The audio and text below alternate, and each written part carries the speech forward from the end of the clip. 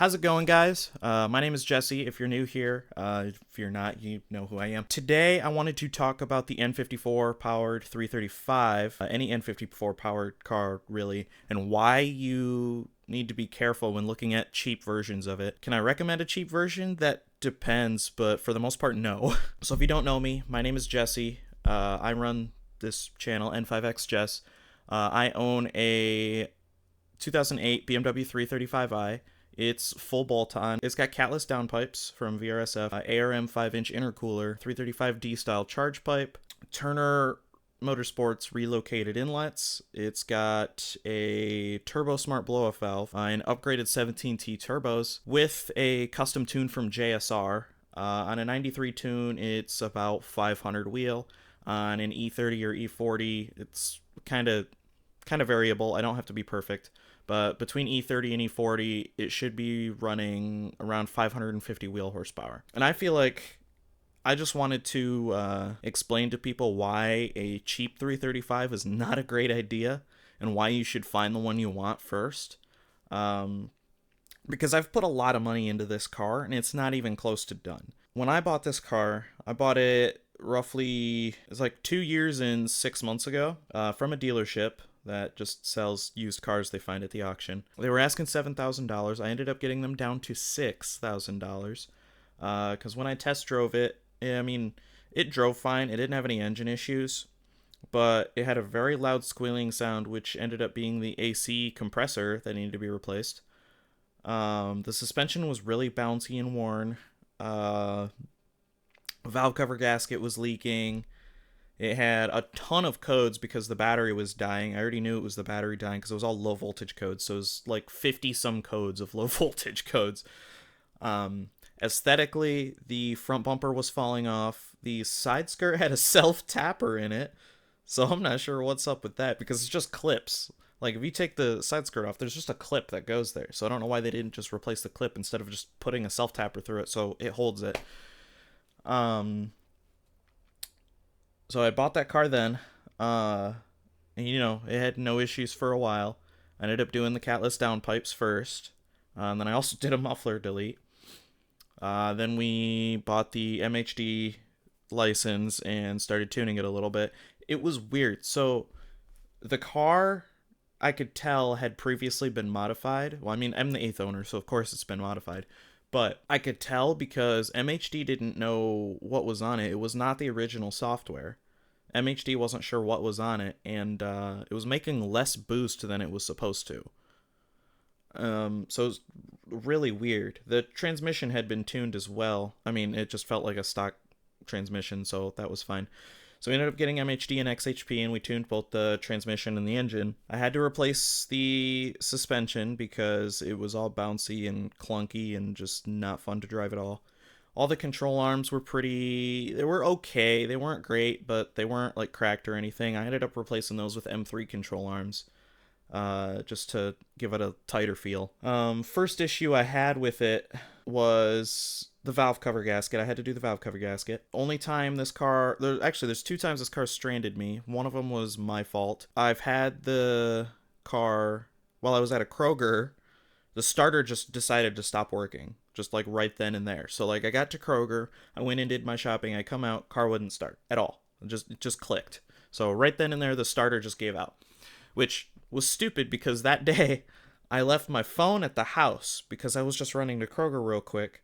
So of course I couldn't call anybody. So I decided to walk the 3 miles back to my house to go get my other car so I could also get my phone and call AAA to come get the 335 and bring it back to the house. This car also ended up blowing the engine. This was a little while later. It had spun the rod bearings. I never was able to take the engine and disassemble it. I just didn't have time to do that. But there were metal shavings in it, in the oil filter. We were looking at it, and it wasn't cam bearing legends, even though it was an early N54, so it was known for that, but it wasn't that. I had a knocking in the bottom end that started. Engine still ran fine, and I actually even drove it on a blown up engine 2 hours to Hickory Corners for an all-German car show and it drove there just fine, even on a slightly knocking N54. So that was interesting. Even ran and drove when I went to go drive it to actually swap it. But so the engine ended up giving. The turbos were okay. They probably have been changed because by the time it was starting to go, we were at like 157,000 miles. Transmission. So this has the 6 HP 19. Well, it had the 6 HP 19 transmission. Those are not when they're not taken care of, those are just trash. And with high horsepower builds, they don't really last. Not that it's a high horsepower car, it's just been abused. It's on its third transmission now. The first one decided to lose fourth and fifth. It lost fourth and fifth, so it would go first, second, third would be questionable, and then when it tried to go to fourth, it would just free rev. It wouldn't do anything. And then sometimes it would catch, but then it would throw a limp mode code because the transmission was bad. Mind you, I'd already replaced the seals and the fluid in it, so this car's already been driven really hard. So eventually I had to take that transmission out and replace it with a 6 HP 21 I found online for $400. I did the fluid and the seals in that as well. That one was also having some slipping issues. I think it's just because it was a used trans that was sitting forever. And then it wasn't terrible. Like, it would slip a little bit. It could have just been the tune, because I have a custom tune from Rod Sutphin that's I'm actually probably about to change. So it was just slipping a little bit, and it was just weird. The third transmission's actually from the new engine. So we had gotten a parts car to swap the engine into my car, and it had another transmission and a 6 HP 21, so we just used that. But I should have either gotten a manual, or I should have gotten a 335 IS with a DCT, because the 6 HP 21 and 19 are just not that great. 6 HP 26 is actually it's pretty strong, but the 19 and the 21 are just, they're not great for making power out of a car. Secondly, it's a base model car. So I wanted an M Sport car, and I wanted a manual car, and I got neither of those. I also got a very disgusting interior. So I got none of the actual features that I wanted, because I was too psyched about seeing a 335 back then that I just went and bought it for whatever reason. The other stupid part of me for buying this car is financing through the dealership itself. So I made the mistake of having them do the financing rather than finding my own, which I ended up refinancing, thankfully. But I accepted that $6,000 at 18% interest, and I don't remember the actual term for it, but it said after all the interest, it would have been an $11,000 car.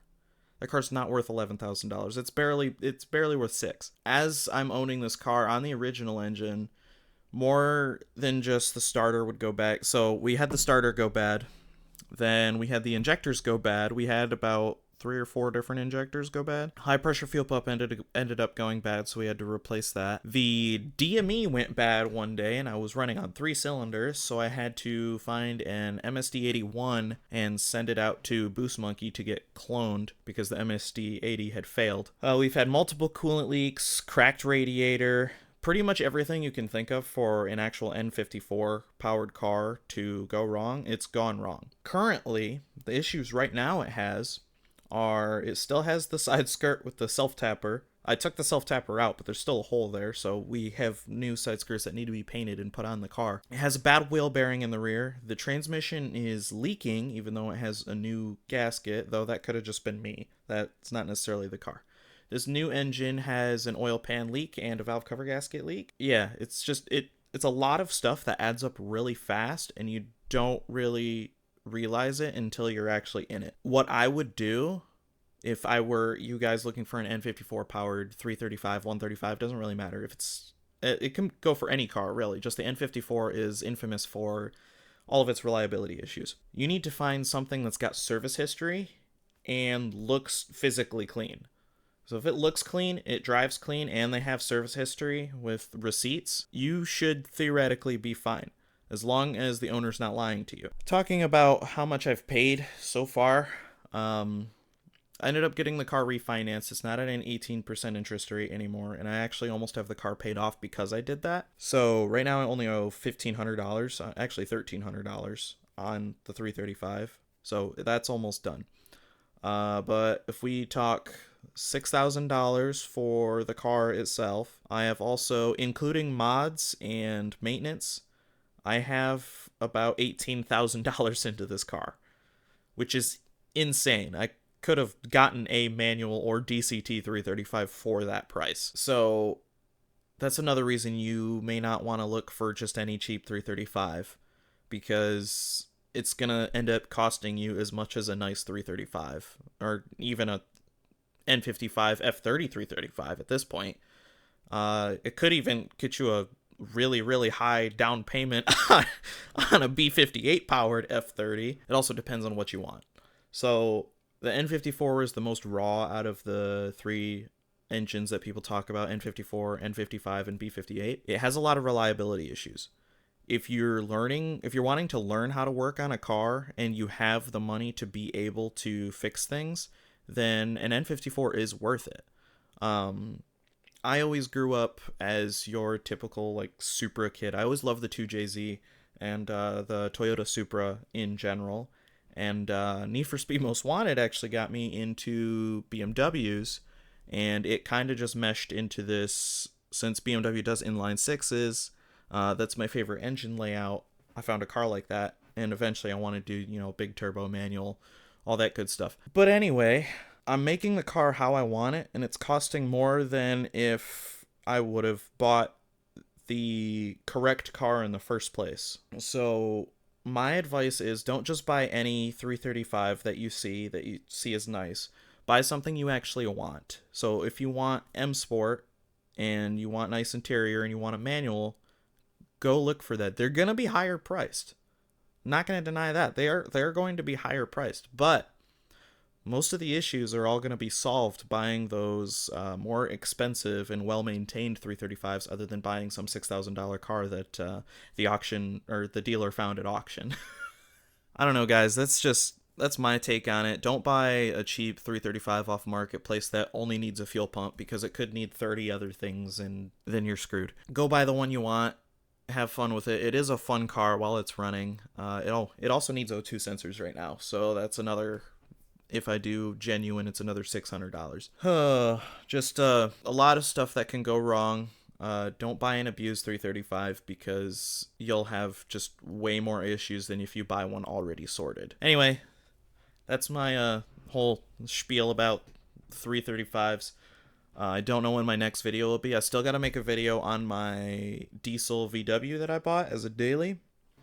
A full video. I have pictures and small videos on it on my other social medias, on Instagram and TikTok. Everything I have is N5XJess if you want to go follow me there. But I hope this helps you with finding a 335 in 2025, because a lot of them are abused, and the ones that aren't are pretty expensive. I don't think a 335 that's still on twin turbos should be worth 13 grand.